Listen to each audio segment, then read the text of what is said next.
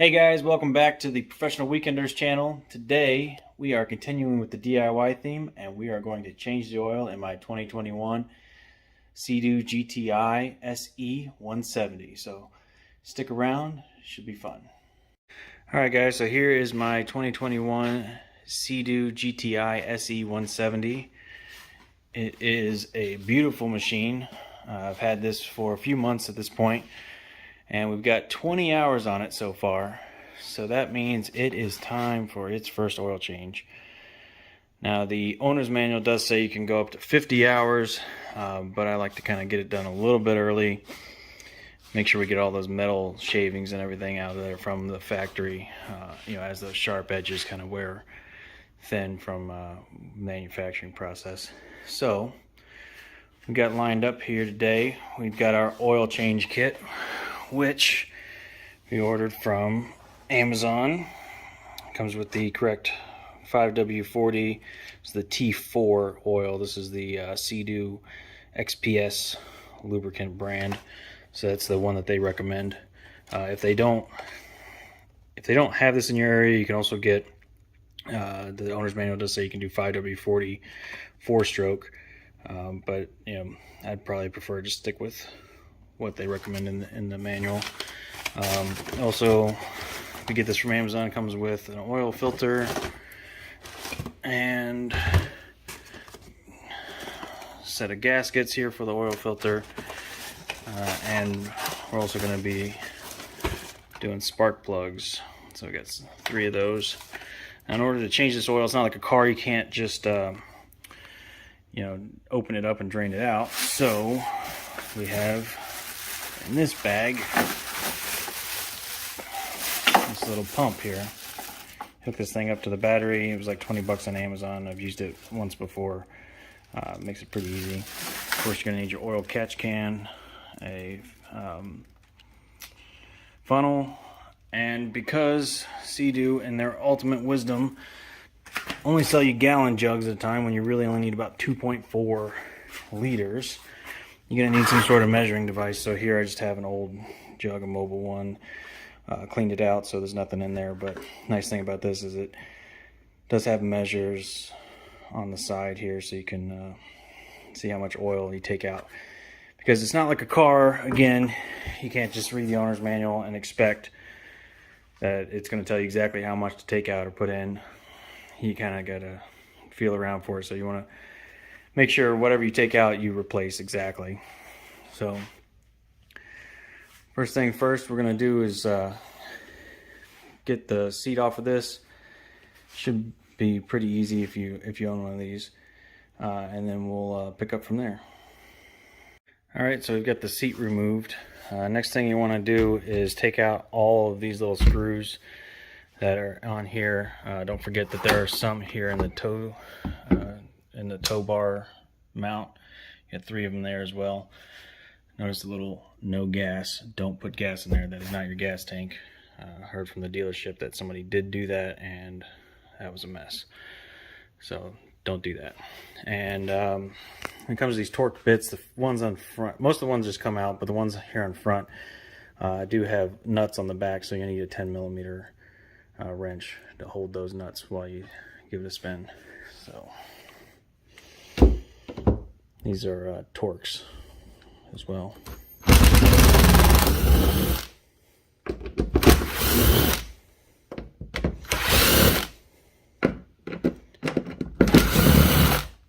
Honestly, I don't know why SeaDoo did this round. As you can see, my other 2017 sitting over there, with the fan. We leave the fans on them after we get them out of the water just to help dry them out. But there's no back plate on that one. So if you want to spray SeaDoo lube or whatever into the engine, you have easy access to it. On this one, every time you want to lube it up, which they recommend in the owner's manual once a month, you got to take all these screws out. It's a pain in the butt.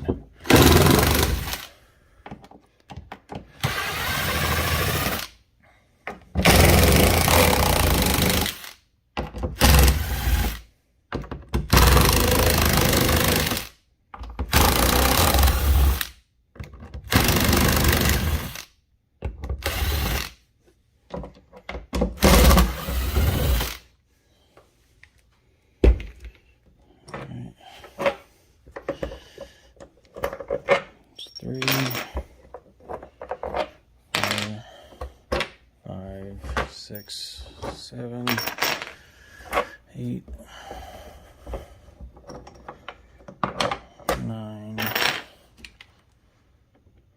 Quite get that one all the way.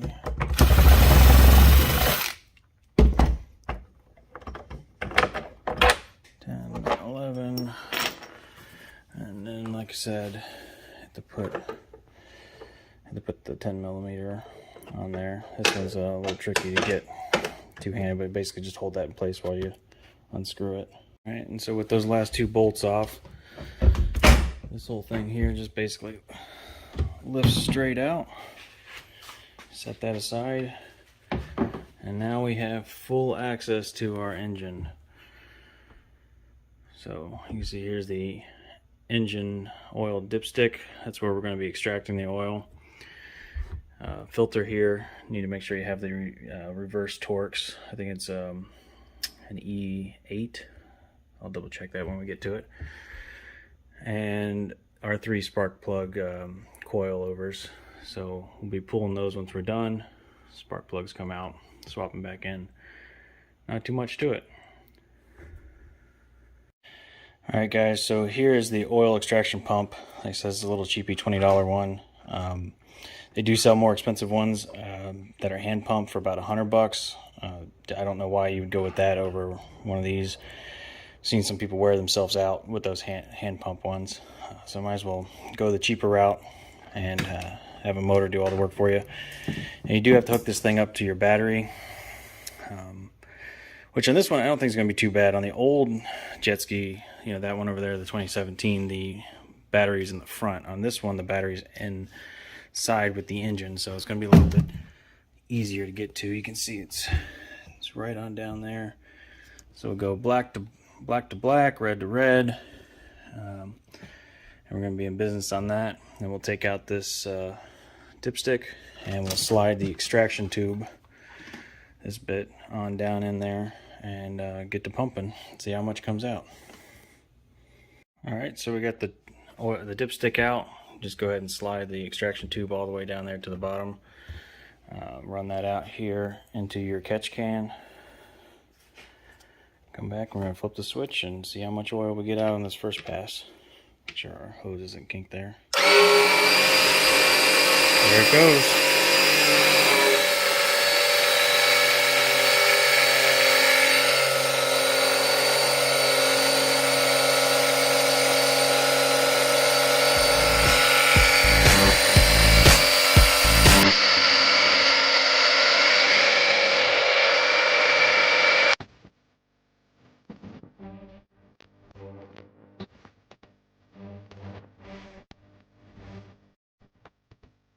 Alright guys, once that pump starts running dry, you can see the oil stops coming out. What we're going to want to do is pull this extraction pipe out. Make sure we don't spill oil anywhere. And now we're going to insert the key, hold down the accelerator, push the start button. It's going to turn the engine over, but it's not going to allow it to start. It's real important that we don't start the engine. What we want to do is just kind of crank it over a few times, so that way we can get at whatever oil may be hiding down in that engine. Make sure we try to get out as much as possible. We're going to do this 2 or 3 times until we're satisfied that we've gotten all the oil out. This is a little difficult to do one-handed, but basically hold down the accelerator, push the start button, it'll crank over. Alright, so on this one is interesting. When I did crank it over, it gave me a low fuel warning. On the other one didn't do that. The other one just cranked until you let off the starter, but here we got a low fuel warning. It only cranked a few times, which is good. That's all we need anyway. So we'll go ahead and put this back on and down in there, and make sure it goes all the way down. All right, now we're gonna start the pump back up again. And you see there we got more oil coming out now. So he said you want to do that process 2 or 3 times until you're satisfied that you've gotten it all out. Alright, so after about 2 times it did start running dry again. The 3rd time I didn't really get anything out. So here's our oil. You can see we did get quite a bit out, but Let's see exactly how much did we get. Try to hold it level. Looks like, yeah, 2 1/4 quarts or so, which is about what I expected, somewhere between 2 1/4 2.5. So I'm gonna set this back down level, and what we'll do here is we'll put some tape on it to mark the level, and then we'll dump this oil, this used oil, into my oil catch can so I can take that back and get it recycled.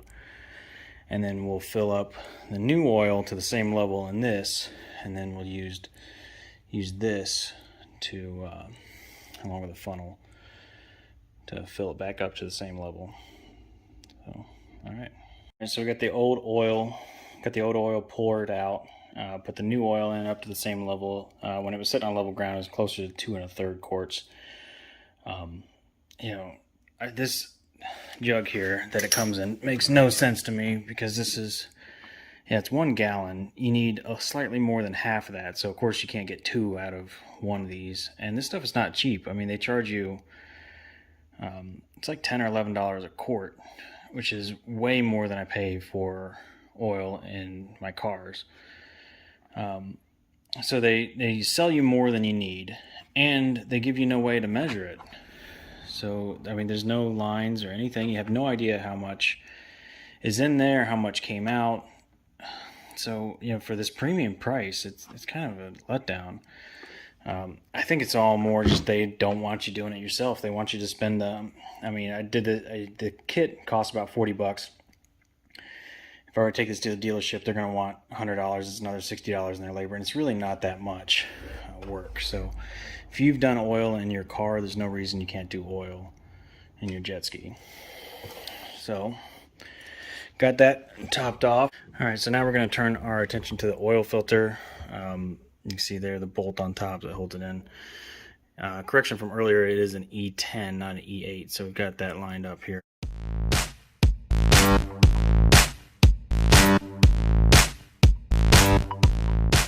Alright guys, so here's what we're looking at once we get that cartridge off. Oil filter, mine was stuck on there a little bit, just kind of give it a little bit of tug and it comes right off. Then we got the 2 O-rings there. See the thicker one on the bottom, smaller one on top. And then there's also a little tiny one basically in there. What you got to do to get to it is remove this nut, take that off along with the sheathing, and you'll find it hiding inside this cap. So we're going to get that off, get those 3 O-rings replaced, pop on the new filter, and we'll be in business.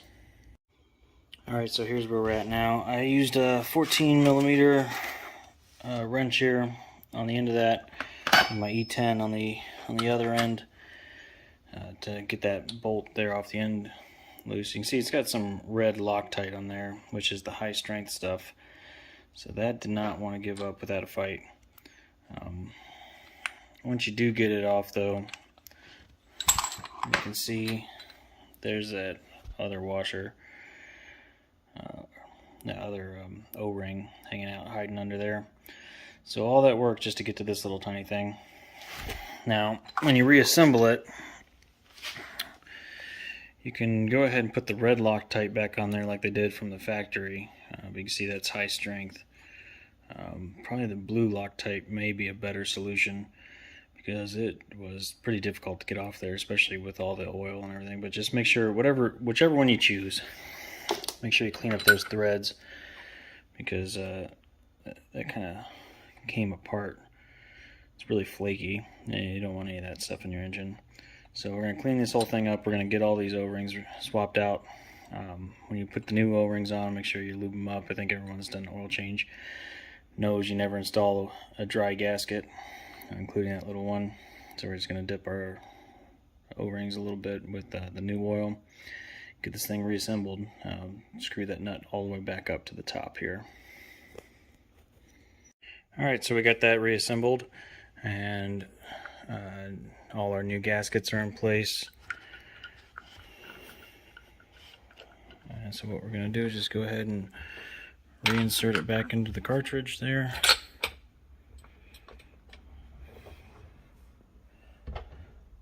Get our Torx wrench back out here. tighten it down.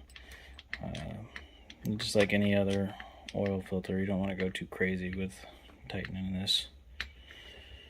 You don't need to snap your wrench off in there, or snap the oil filter bolt. That would be terrible. It's still spinning.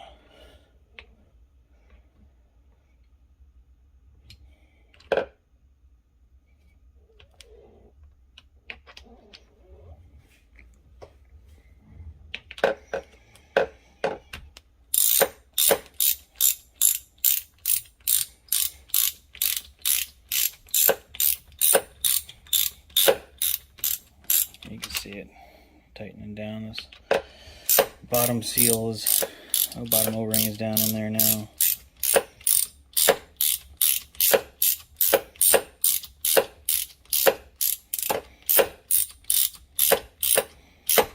Yeah, just get it snug down in there. Nothing too crazy. And there will still be a gap. That's normal. That's the way it was when he took it off, if you remember.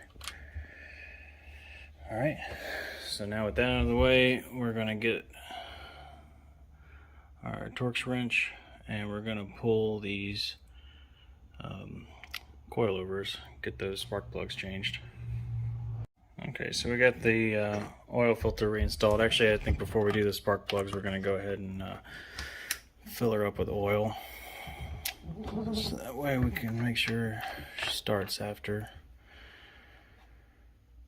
this. Take that off. It's got a nice little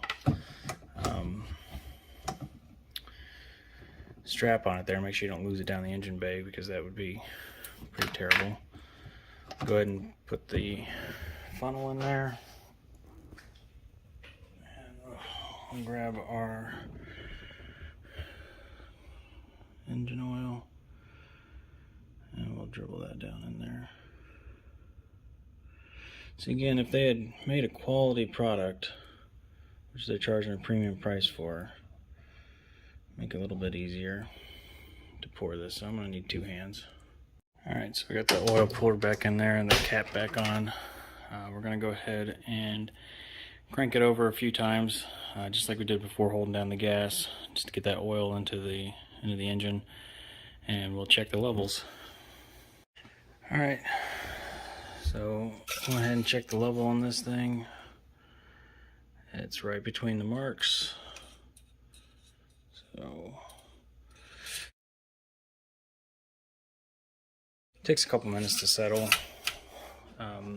You may need to walk away from it and come back and check it. Again, it's similar to a car, but you're going to have a little bit more troubles checking oil on this than you do on a car. It takes a while to settle. Alright, so while we're waiting on that, I did go ahead and start it up just for a second to make sure it still turns over. And then we had all the oil everywhere in the engine. Now we're going to go ahead and take these things off, the coilovers, and we're going to get to those spark plugs. Alright, so we got one off here. I'll show you how to do the next one. Go ahead and take the Torx off. Make sure you don't lose that.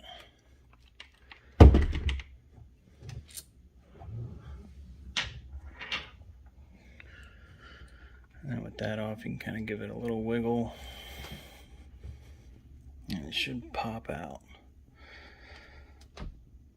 Alright, and with it loosened, go ahead and pull on this tab here in the back. And it's difficult to do it one-handed, but basically pull on that tab and it should pop off. Alright, so now with all the coil overs off, you can see spark plugs on down in there. So you need a spark plug socket, an extension, get those pulled out.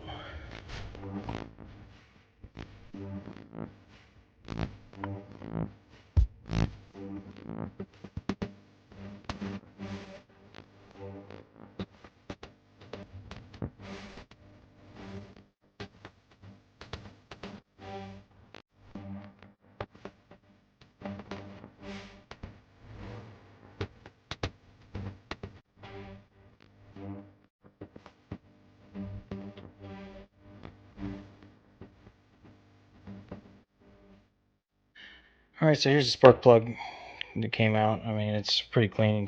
You would expect at 20 hours. So we're going to go ahead and check the gap on this. So you can see we got about 0.032 or so. And we're going to go ahead and make sure the new plugs are gapped to the same level. And then we'll get them reinstalled.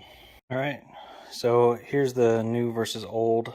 Once I pulled all three spark plugs, the average probably about 0.031 of a gap. But you can see here, these are the NGK DCPR83E. It's the same ones that came stock. DCPR8.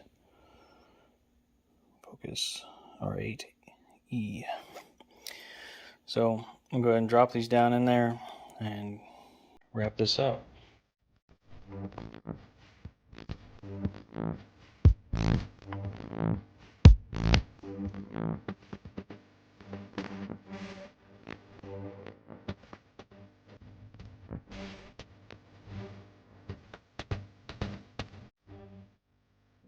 Alright, new spark plugs are installed down there, looking good. They did come pre-gapped, I didn't have to worry about that. But like I said, if you want to double check, it's 0.031 inches is the gap. Once I got dug out my longer extension, doubled it up, made it a lot easier. The base extension I keep in my normal toolbox was just a little too short. So we're gonna go ahead and get the coil packs reinstalled here.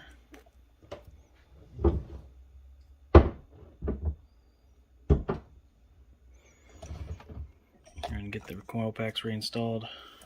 Just plop them on down on there. Get the connection back in place.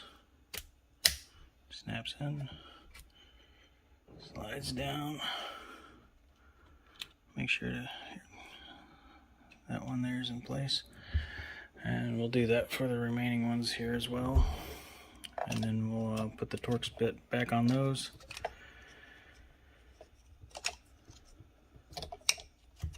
A T30, by the way. All this is much more difficult to do one-handed. If you get two hands and you're not filming it, imagine you're going to go a lot quicker.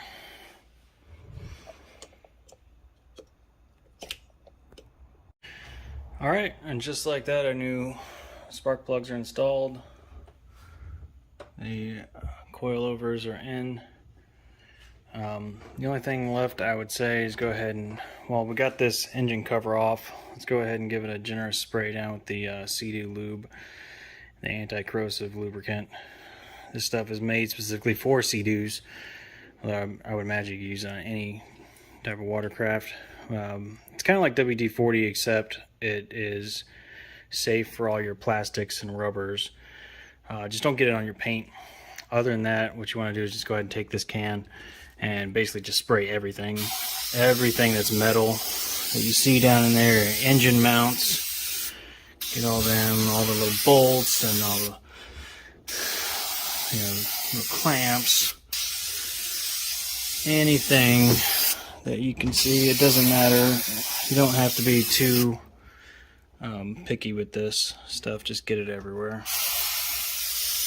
and it will help keep everything from rusting, especially in salt water. So that, like I said, the user's manual does recommend do this once a month, but I'd say if you're going to do it in salt water, it's probably good to do it. If you're going to ride in salt water, do it every time, or at least every other time.